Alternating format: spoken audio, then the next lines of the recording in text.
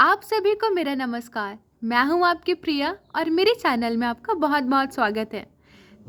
तो आज हम लोग डिस्कशन करेंगे पार्ट 2 अकबर के बारे में, ठीक है। और पार्ट 1 में मैंने लास्ट किसके बारे में बताया था, तो शेरशाह सूरी के बारे में बताया था, ठीक है।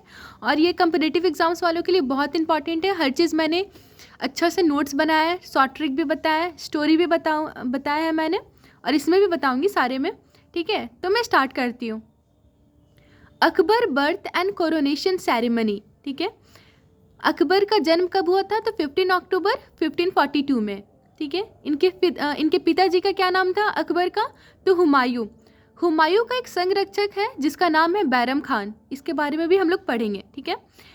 और अकबर के माता जी का क्या नाम है, हमीदा बानो। 1542 में जो अकबर है उनका जन्म अमरकोट में हुआ था। वीर शाह उस समय किंग थे। जब वो 14 साल के थे तब से वो मुग़ल एम्पायर रूल कर रहे थे, ठीक है। 14 साल में वो मुग़ल एम्पायर रूल करने लगे थे। और उनके लाइफ का टर्निंग पॉइंट कौन सा है, कब आया, तो 1556 में बैटल ऑफ पानीपत, ठीक है। 15 और देखो ये बैटल ऑफ पानीपत 2 है, और 1526 में बैटल ऑफ पानीपत फर्स्ट हुआ था। और किसके किसके बीच में हुआ था, तो इब्राहिम लोडी और बाबर के बीच में हुआ था, जिसमें बाबर जीत गए थे। तो कंफ्यूज मत होना, ये बैटल ऑफ पानीपत 2 का बात हो रहा है। और ये अकबर के लाइफ में बहुत बड़ी चेंजेस था। और मैं आपको यहाँ पे एक चीज़ बताने वाली हूँ, नोट करते जाना, ठीक है। ये बहुत इंपॉर्टेंट है, तो मैं आपको बता देती हूँ। जो शेरशाह सूरी है ना, शेरशाह सूरी के बेटे थे सिकंदर शाह सूरी, ठीक है। सिकंदर शाह सूरी थे जिसमें बैटल ऑफ सरहिंद हुआ था, किसके बीच में, हुमायूं के बीच में हुआ था, ठीक है। और उस टाइम पे सिकंदर शाह सूरी का सेना था जिसका नाम था हेमू, और हेमू एक हिंदू कमांडर था। और इनका एक टाइटल एक्सेप्ट किया गया था जिसका नाम था विक्रमादित्य। नोट कर लेना, अच्छे से सुना, फोकस करो, विक्रमादित्य, ठीक है। और हेमू को पता होता है कि अकबर 14 साल के हैं, तो हेमू सोचते हैं कि यही सही टाइम है अकबर पर अटैक करने का, ठीक है। अब हम लोग बैरम खान के बारे में बात करेंगे। बैरम खान 1556 से 1560 तक उन्होंने रूल किया था, ठीक है। हुमायूं के साथ थे, ठीक है। तो हराम गवर्नमेंट 1560 से 1562 लीड बाय महम अंगा। महम अंगा के एक बेटे हैं अदम खान जो 25 साल के हैं। और अकबर ने 3 कंडीशंस रखे थे बैरम खान के सामने। पहला कंडीशन था कल्पी सूबेदारी, और दूसरा था इंटेलिजेंस ब्यूरो, और तीसरा था हज यात्रा, ठीक है। तो अब हम लोग अकबर व सक्सेशन एंड मैरिज के बारे में बात करेंगे, ठीक है। तो पहला क्या है, 1556 पानीपत 2 हेमू, ठीक है। 1561 मालवा बाज बहादुर। 1562 treaty of Amer king Barmal. अब हम लोग इसके थोड़ा सा डिटेलिंग में बात करेंगे, ट्रीटी ऑफ आमेर, क्योंकि ये बहुत इंपॉर्टेंट है ना। तो इसके बारे में थोड़ा सा मैं डिटेलिंग में आपको थोड़ा सा बता देती हूँ। तो 1562 में treaty of Amer king Barmal Hindustan के जितने भी राजपूत राजा होते हैं और जितने भी मुसलमान राजा होते हैं उन सभी के लिए अकबर एक लेटर भेजता है, ठीक है। और उस लेटर में लिखा रहता है कि मैं जलाउद्दीन मोहम्मद मुगलिया सल्तनत का परचम तले पूरा हिंदुस्तान को पालना पोषना करना चाहता हूँ और रखवाली करना चाहता हूँ, और आप सभी राजाओं से अनुरोध करता हूँ कि आप सभी मुगलिया परचम के तले अपने राज्य को चलाएं। बस हमें टाइम टू टाइम अपने टैक्स देना होगा। इसके एवरेज में जलाउद्दीन अकबर आपसे वादा करता हूँ कि अगर कोई भी बाहरी कल को आए तो सबसे पहले मुगलिया सल्तनत उससे पहले लड़ने के लिए तैयार रहेगा। कोई भी टैक्स देने के लिए रेडी नहीं था। अकबर बोलता है कि शुरू किया जाए। लॉटरी निकली तो आमिर उस टाइम पे राष्ट्रपति रजवाड़ा होते हैं और आमिर के राजा होते हैं भारमल। जब राजा भारमल को पता लगता है कि मुगलिया सेना जस्ट आमिर के आमने सामने आ चुकी है और अगले कुछ ही दिन में अटैक कर देगी, तो आमिर के ऊपर राजा भारमल राजपूती समाज के एक्सेप्ट करता है। राजा भारमल क्या करता है, राजपूती समाज में एक्सेप्ट करता है कि मैं अकबर के शर्तों को मानने के लिए तैयार हूँ। वो राजा भारमल अकबर का जो शर्त होता है वो सारा मानने के लिए तैयार हो जाता है, ठीक है। और राजपूती समाज राजा भारमल को तो बहिष्कार कर देते हैं। आज से आप राजपूती समाज से बिलोंग नहीं करते हैं और राजपूती समाज की तरफ से कोई भी हेल्प नहीं मिलेगी। ठीक है, तो एक यहाँ पे क्वेश्चन होता है। ठीक है, तो मैं एक क्वेश्चन बनता है, तो मैं आपको बताती हूँ। Who was the first Rajput king who had accepted the term and condition of Akbar?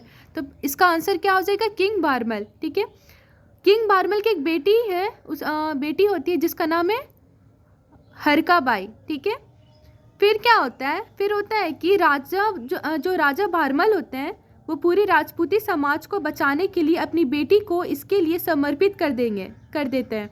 जो राजा बारमल हैं वो अकबर के सामने प्रस्ताव रखते हैं कि आप हमारी बेटी से शादी कर लीजिए। और अकबर को समझ नहीं आता कि जब पूरी मुगलिया सल्तनत को पता चलता है तो ये राजा बारमल ये प्रपोजल रखे हैं, तो पूरा मुगलिया सल्तनत अकबर के खिलाफ हो जाती है और कि आप एक हिंदू से कैसे शादी कर सकते हैं। और यहाँ पर पूरी राजपूती समाज खिलाफ हो जाता है। किसके? तो किंग बारमल के।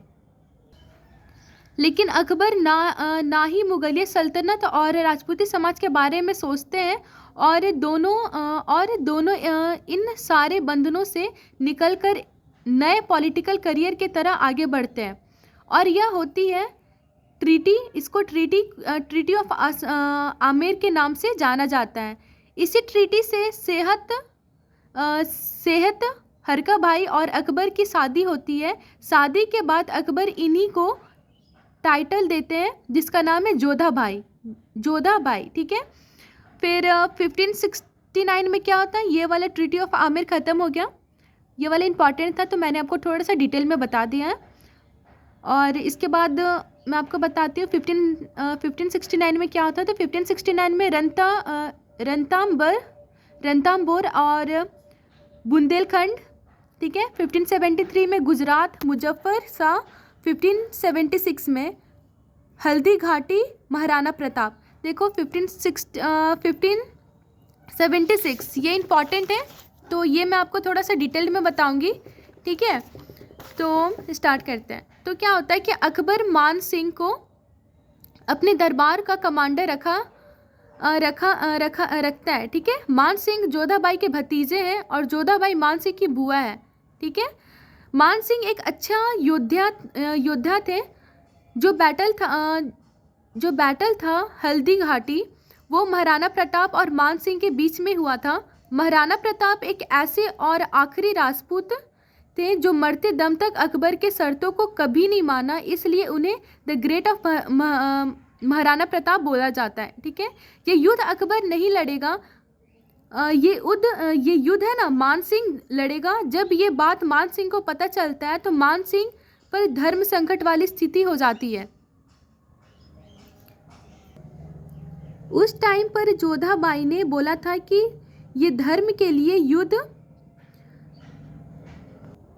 उससे पहले तुम्हें अपना धर्म समझना होगा। और जोधाबाई ने कहा मेरी पति धर्म को गिरने मत देना और पूरा वीरता से लड़ना। और इस बैटल में मान सिंह लड़े थे महाराणा प्रताप के साथ और महाराणा प्रताप हार गए थे। ठीक है, तो ये बहुत इंपॉर्टेंट है, आप फोकस करना। और 1581 में काबुल मिर्जा हकीम हुआ था। 1586 में कश्मीर, 1592 में सिंध और 1599 में अहमदनगर चंद बीवी और 1601 में असीगढ़ की विक्ट्री। ठीक है, अकबर के 9 ज्वेल्स। बिरबल महेश दास एडवाइज़र थे, ताशन म्यूजिशियन, टोडरमल फाइनेंस मिनिस्टर थे, मान सिंह चीफ कमांडर थे, अब्दुल रहीम खाने खानम वो क्या थे? वो पोएट थे। ठीक है गाइस, एक चीज़ यहाँ पे नोट करना। ठीक है, ये बहुत इंपॉर्टेंट है।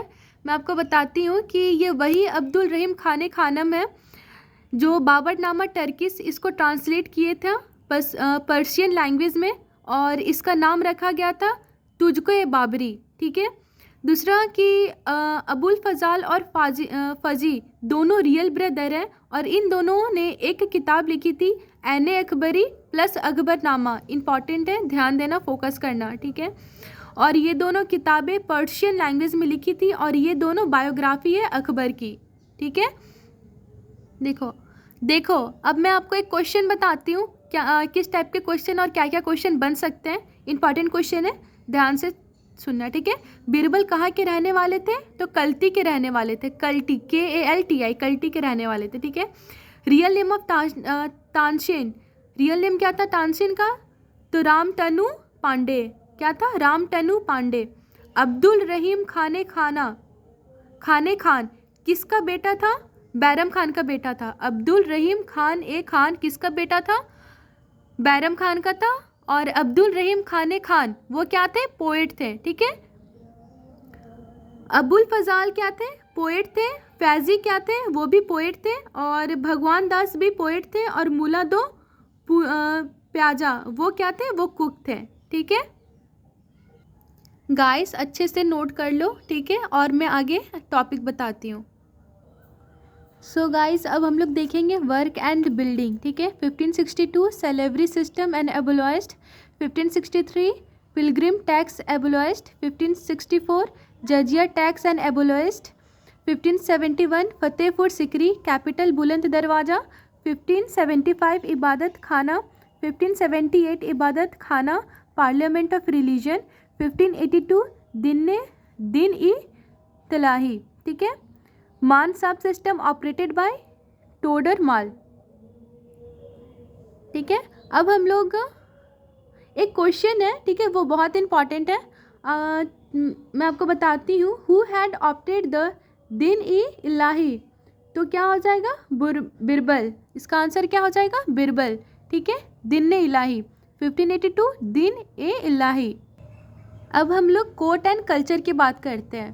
तो दीवान ए आम और दीवान ए खास, ठीक है। फिर हम लोग बिल्डिंग्स की बात करते हैं। तो आगरा फोर्ट, फतेहपुर सिकरी, इलाहाबाद फोर्ट, बुलंद दरवाज़ा, जोधाबाई महल और इबादत खाना। ये बहुत इंपॉर्टेंट है और नोट कर लेना। मैंने बहुत अच्छे से नोट्स बनाया और जो इंपॉर्टेंट लगा examination point of view, competitive point of view, मैंने वो सब चीज़ बताया। बहुत ज़्यादा डिटेल भी नहीं बताया और बहुत ज़्यादा फार भी नहीं बताया, ताकि आप लोग को प्रॉब्लम ना हो, ठीक है। और ये वीडियो कुछ ज़्यादा लंबा हो जाएगा अगर मैंने नेक्स्ट बताया तो जहांगीर वाला और औरंगजेब ये सब वाला, तो बहुत ज़्यादा लंबा हो जाने के चलते में मैंने इसका पार्ट 3 बनाया, वो मैं आपको बताऊंगी, ठीक है। सो गाइस अगर कोई भी प्रॉब्लम हो तो मेरे को कमेंट करना, ठीक है। मैं आपको सारा प्रॉब्लम का सॉल्यूशन बता दूंगी। तो ये सिर्फ अकबर के बारे में पूरा डिटेल्ड वीडियो है। अकबर के बारे में बहुत अच्छा वीडियो है और ये specially competitive point of view से मैंने बनाया। जो इम्पॉर्टेंट था, जो स्टोरी था, जो ट्रिक था, वो मैंने सारा चीज़ आपको बता दिया, ठीक है। और मैंने नोट भी करवा दिया। तो आप अच्छे से पढ़ना और मेरे वीडियो को पूरा देखना ताकि आपको समझ में आ जाए। अगर आपको ठीक है तो आप मेरे चैनल को लाइक सब्सक्राइब करना ना भूलें। So take care, stay safe, stay happy. Okay bye, thank you.